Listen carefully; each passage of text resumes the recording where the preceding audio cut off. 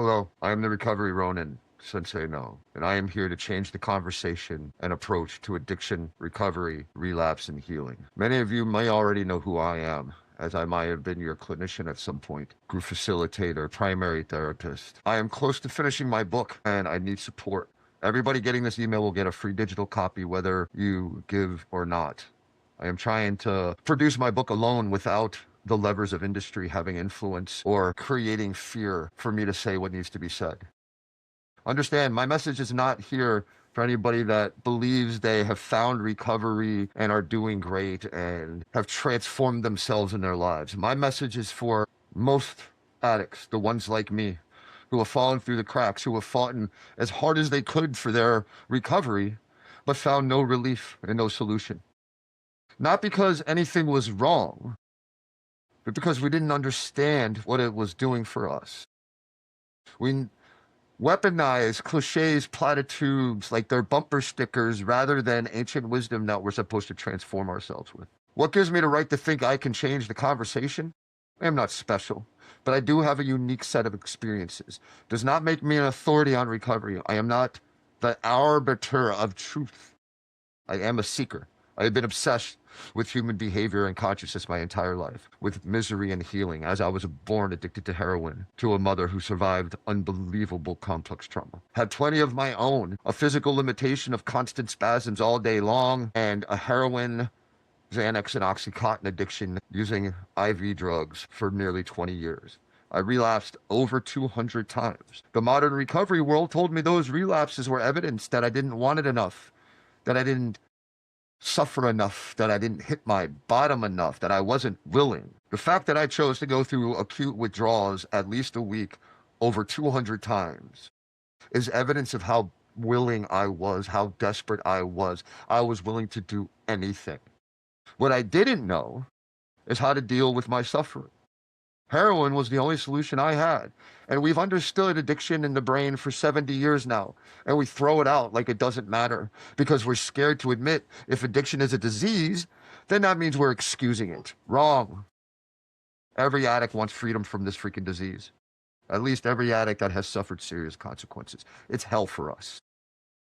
We use against our own will over and over. How do you think it makes a mother feel when she comes into treatment? First time, desperate to make up for her alcoholism with her family. She goes to every meeting, every group, takes notes, asks questions, goes home, does the same thing, sponsorship meetings, step work, starts sponsoring others, goes to the gym, cries in the dark when nobody is listening, prays when she can barely breathe to get through this disease. Because she never dealt with her childhood trauma. So she still suffers, and now it's just much worse because she doesn't have alcohol to relieve it. She's relying on the path that she was told. And then she has a bad week arguing with her spouse. Her kids are acting up. Her boss is being an asshole. And she gets a flat tire on the way home. Boom, the amygdala takes over. The emergency state of the brain kicks in. The prefrontal lobe shuts down, and she's drinking before she even knows what happened. Playing the tape through when that situation doesn't work. We've all tried it hundreds of thousands of times. If we don't have meaningful connection from our nobility in our heart, in our lives, if we don't feel worthy, consequences mean nothing to us.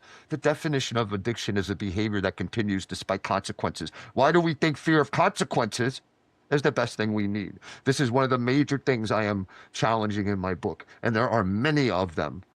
Completely well-established misunderstandings of what addiction, recovery, relapse, and healing are. And what do you think that mother's supports, who are also behind her and telling her how proud they are of her, that whole journey, what are they going to say to her now? I see you. I believe in you. You've shown me how much this means to you. I got your back. This relapse is just data that we can learn from. All I cared about is that you survived it. I'm here. Or I guess you don't love your kids enough. And then if she has the courage to come back and bow her head back in the rooms, then they're going to ask her, what are you going to do differently this time? Do you know what that feels to somebody like me?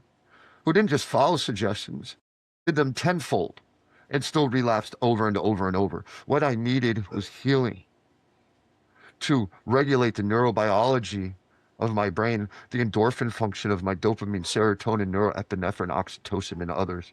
And we know how to do that. What I needed was to create neuroplasticity in my brain through novel experiences, learning new skills, adventurous environments, metacognition, and mindfulness. And I've broken these down to very simple skills both spiritual and technical. I needed to learn how to regulate my own nervous system.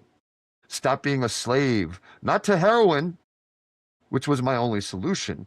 I was a slave to my own thoughts, feelings, and impulses. I was a slave to my nervous system, my guilt and shame of the past, my fear of the future, my constant need for validation. I had to learn how to reframe those things in my mind while healing every part of my physiology. And not only do I have these ideas and am I writing in the book, I have been working as a clinician for 24,000 hours. I've worked at over 30 facilities, running groups from adventure, exposure, experiential, basically every modality that exists. I have seen what works and what absolutely does not.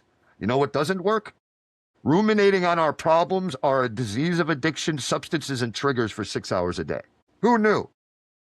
The more you resist, the more it persists. We've known this forever, of years, and every neuropsychologist on earth knows it.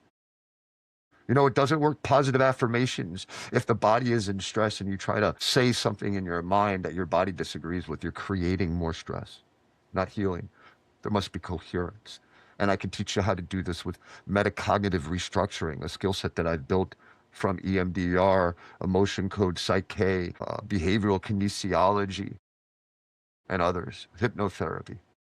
We know what healing is. And the clients that I have worked with, the patients that I have worked with, have found serious transformation in 3 weeks, not months, not years, weeks, by understanding what addiction is, how to teach somebody how to surrender fear, how to reframe in their mind truths, how to put themselves in uncomfortable situations and lean in, not away. We don't need more comfort and coddling. We need challenge to change.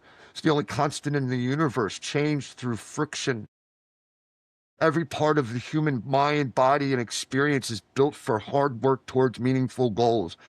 Our anterior midcingulate cortex, our dorsolateral, our prefrontal lobe, the limbic system, gosh, everything, our epigenetic function, our immune system, even every positive feelings we generate internally comes from effort towards meaningful goals. We got to learn grit and we got to learn what's stopping us. It's not, we need to go to the gym, you need to make better choices. Everybody knows that. Why don't we do it? That's the core of fourth wall awakening, to go down the rabbit hole and figure out exactly what that block is that we hold on to being right about our limiting beliefs of the subconscious, the false narratives of the mind, and the sensation seeking of the body that we treat like commands rather than impulses. We can learn this, and I need your help to finish building this foundation. I will change the conversation. Somebody has to do something, and I was born for this. This has been my entire life obsession, and I believe for a reason. As I have healed myself out of a wheelchair, as I walked with a cane for years, suicidal my entire adult life. I am not, and the reason why I am exposing this, I haven't lifted weights in over 11 years, and I'm 51 years old with a spinal disability that causes me constant pain. I have not slept through a night without waking up at least 2 to 6 times screaming in spasms, once in my life that I remember, without using heroin or subsequent drugs. I am getting more focused, more calm, confident from within. And in this heinous, crazy world with such a dopamine-rich environment and no cultural grounding and spirituality, it was all performative to me. I had to learn to internalize it and understand it, and then teach others how to do it day in and day out. And it gave me time to formulate this modality that is guaranteed to work for anybody. Huge percentage of what I do is will point out the misconceptions and misunderstandings and trying to convince people to commit their energy to true transformation. Once we have 3 things: awareness, understanding, and acceptance of these truths. They've been there all along, taught to us by the masters, through the philosophical ideas, through the modern neurobehavioral and cognitive sciences. Our biology and physiology all lead us to the same result. I've just simplified it. Keeping it simple used to piss me off. Everybody would tell me, and I would ask how, and it would, well, just one day at a time. Well, what does that look like? Well, you're always being so stubborn. I wasn't being stubborn. I didn't know what the fuck you were talking about, man. I was desperate for relief, and I know you are too, and I know so many of us fight with everything we have, and nobody understands it and sees it because they judge us by one mistake. And we fight against ourselves like ice skating uphill. This is the path forward. And I hope you join me, because we will change this fucking world. One beautiful recovering person at a time. Not just clean and sober, and I'm not against the clean and sober club. I love them. They've given me so many things, friendships, community. I will forever be grateful. I'm speaking to those like me who feel lost, unseen, and alone. I am your champion. I hope you support me finishing this project. Thank you for your attention to this matter.